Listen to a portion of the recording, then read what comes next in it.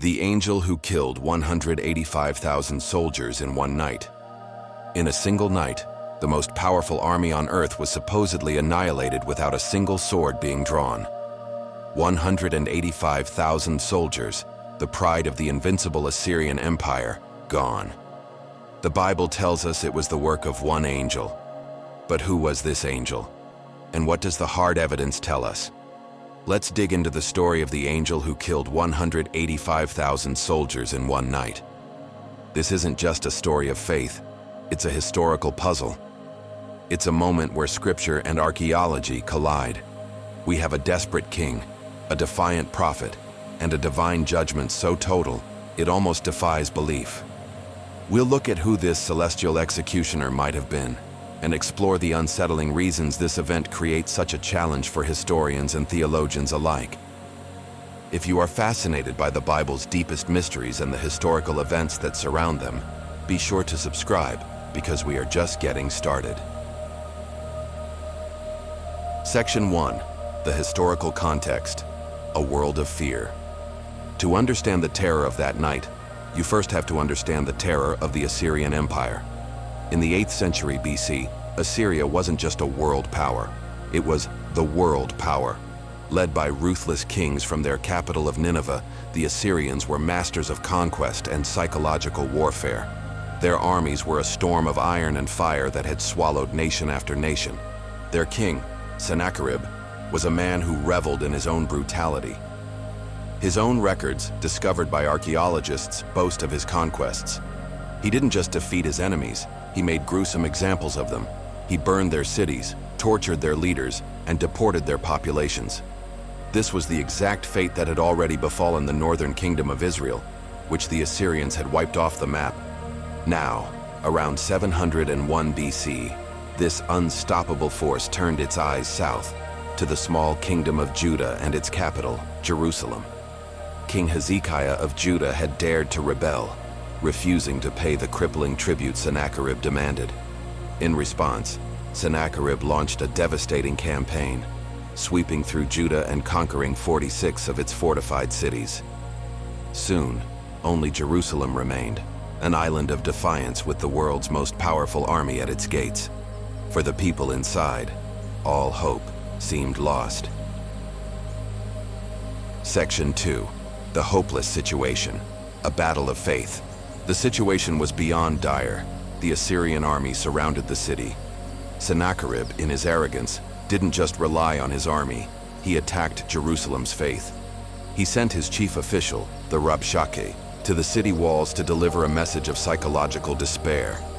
Speaking loudly in Hebrew so every citizen could understand, the Rabshakeh mocked them. He shouted, "Do not let Hezekiah deceive you. Do not let him make you trust in the Lord by saying, 'The Lord will surely deliver us.' Has any of the gods of the nations ever delivered his land out of the hand of the king of Assyria?" It was a brilliant, cruel strategy designed to cut the people's last lifeline, their faith. Inside the city, King Hezekiah was shattered. He tore his clothes, put on sackcloth, and went to the temple. He knew his walls and his soldiers weren't enough, even with clever preparations like the famous Siloam Tunnel built to secure the city's water. This was a battle that couldn't be won with stone and steel. Hezekiah spread Sennacherib's blasphemous letter before the Lord and prayed a prayer of absolute desperation.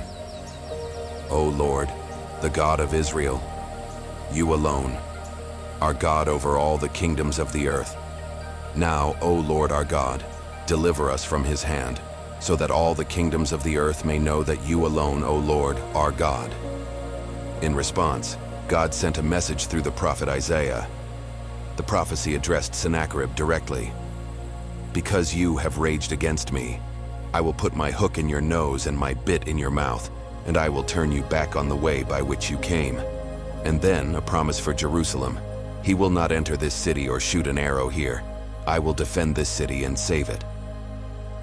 The people of Jerusalem went to sleep that night with the taunts of the Assyrians ringing in their ears, clinging to the fragile hope of a prophet's words, completely unaware of what was about to unfold in the darkness. Section 3. The climax. Two conflicting accounts. What happened next is described in the Bible with chilling brevity. The book of 2 Kings, chapter 19, verse 35 states, "And that night, the angel of the Lord went out and struck down 185,000 in the camp of the Assyrians. And when people arose early in the morning, behold, these were all dead bodies." Imagine the scene from that perspective. No sound of battle, no clash of swords. The mighty Assyrian war machine silenced by a single unseen entity. One moment, a sprawling camp of hardened soldiers. The next, a silent field of corpses. But here's where the story gets complicated. The Assyrians also recorded this campaign. On an artifact known as the Sennacherib Prism, the king boasts of his victories. He claims he destroyed 46 of Judah's cities and trapped Hezekiah in Jerusalem like a caged bird. His account ends with him receiving a massive tribute of gold and silver from Hezekiah before leaving. There is, not surprisingly, no mention of a catastrophic defeat. No king would ever chronicle his own humiliation. So we're left with two very different versions of the same event: a biblical miracle and a boastful but tellingly incomplete Assyrian war record. Section 4. The investigation. Angel, plague, or politics? For centuries, people have debated what really happened. Let's look at the possibilities.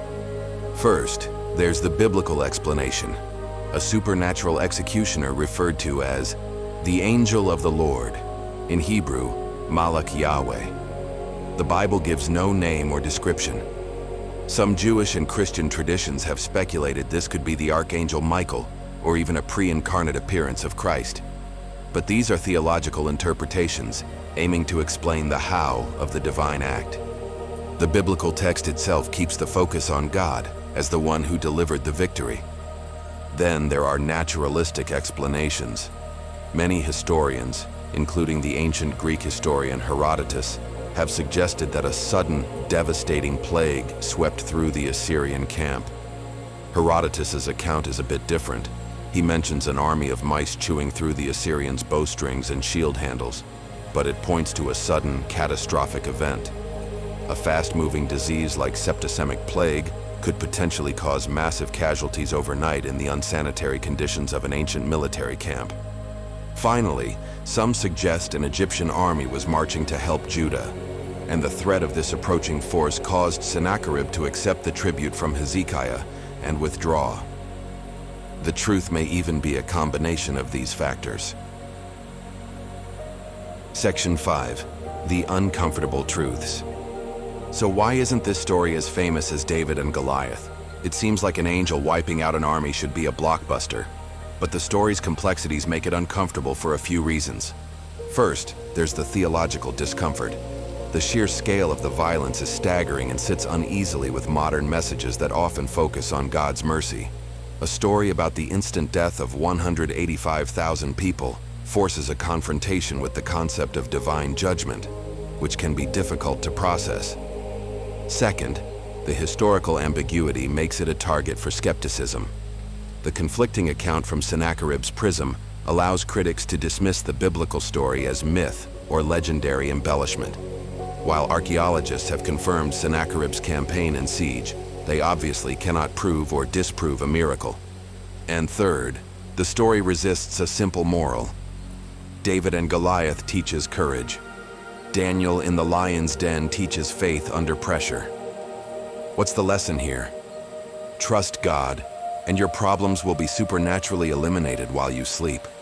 The sheer scale of the event makes it hard to turn into a simple, personal lesson. These factors, the shocking violence, the historical questions, and the lack of a tidy moral, tend to push this incredible story into the background. Section 6. The modern meaning and conclusion. Sennacherib returned to Nineveh, his power and prestige shaken by an invisible enemy. He never returned to Judah. Years later, while worshiping his god, King Sennacherib was assassinated by his own two sons, a pathetic end for a man who demanded the world bow to him. So what does this ancient, terrifying story mean for us today? It's a stark reminder that our struggles are not always what they seem. Like Hezekiah, We often face overwhelming odds, battles in our health, our finances, our families, that feel like an army at our walls. Hezekiah's story shows the power that can be unleashed when human effort hits its limit and absolute trust in the divine begins. He took his fear and the enemy's threats and laid them bare before God. The story is a dramatic illustration that divine power operates on a scale beyond our comprehension and isn't limited by our version of reality. It forces us to ask profound questions. How do we reconcile faith with historical records? Do we believe in a God who is capable of intervening so decisively? And if so, how does that change the way we face the armies in our own lives? This isn't just history. It's a challenge to our perception of power, faith, and the mysterious ways God works in the world.